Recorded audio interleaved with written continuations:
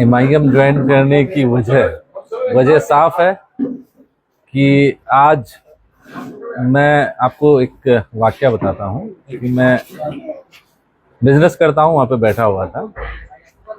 एक ऐसे आदमी मेरे पास आया जिसको शायद के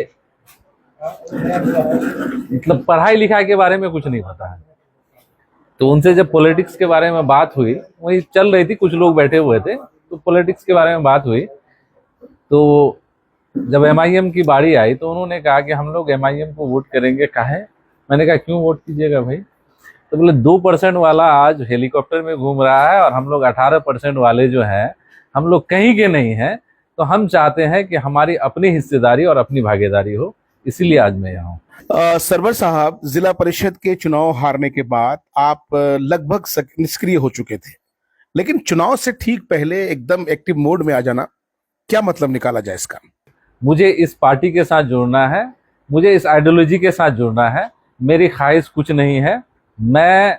आपने कहा कि आप इलेक्शन हारने के बाद, हाँ मैं थोड़ा सा, क्योंकि आपको पता है कि पॉलिटिकल, जब मैं जिला परिषद हारा उसके बाद फिर किसी को चेयरमैन बनाने के लिए रात दिन एक किया और फिर उसमें हम जीत भी हासिल किए। उसके बाद कुछ परिस्थितियां ऐसी आई कि फिर मुझे अपने बिजनेस की तरफ थोड़ा मूव करना पड़ा।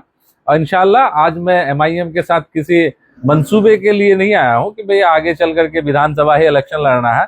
इससे पहले भी आपने कहा था, जब आरजेडी के जिला अध्यक्ष हम बने थे, सबसे पहला इंटरव्यू आपने आकर के भेबरा में लिया था, मुझे अच्छी तरह से याद है। तो आपने कहा था कि क्या इलेक्शन लड़ना, मैंने कहा था कि तब भी मैंने कहा था कि इलेक्शन लड़ना मेरा मकसद नहीं है। मैं जिस चीज के साथ जुड़ता हूं दिल से जुड़ता हूं। अब दिल से इस पार्टी में आ गया हूं, क्योंकि मेरी पॉलिटिकल कैरियर, शायद आप भी जामिया में रहे होंगे, जब अख्तर साहब पहली बार एमएलए बने थे, हम लोगों ने ऑडिटोरियम में इनको बुलाया था और एक इनकी ही सरपरस्ती में हम लोगों ने एक प्रोग्राम कराया था। तब से लेकर के आज तक हम थोड़ा बहुत इधर उधर होता है, वो एक है मानसिक। और पापा तो पहले से ही हैं, आपको पता ही है कि लोकसभा इलेक्शन से वो बहुत पहले कार्यक्रम भी हुआ था, वहां मैं भी मौजूद था, शायद आपने देखा होगा फोटो। लेकिन लोग तो प्रयास लगाएंगे, ठीक इलेक्शन से पहले जुड़ते हैं आप एमआईएम पार्टी में, तो लोग सोचेंगे लालसा, टिकट की लालसा से जुड़े हैं। अगर दूसरा सवाल ये है, अगर पार्टी आपको टिकट नहीं देती है तब भी आप एमआईएम के साथ रहेंगे?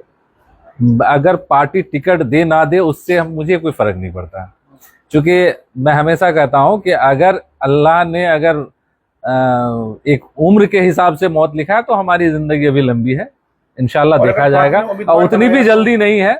मैं इस पार्टी के साथ जुड़ा हूं और पॉलिटिकल आदमी है, कहीं ना कहीं इच्छाएं होती है, लेकिन उस इच्छा के लिए मैं किसी को डिमोलाइज करूंगा, ऐसा मेरे से नहीं हो पाएगा। अगर पार्टी ने उम्मीदवार बनाया तो आप कितने सक्षम हैं? तैयार है भाई, उसके लिए तो दिलो जान से हम।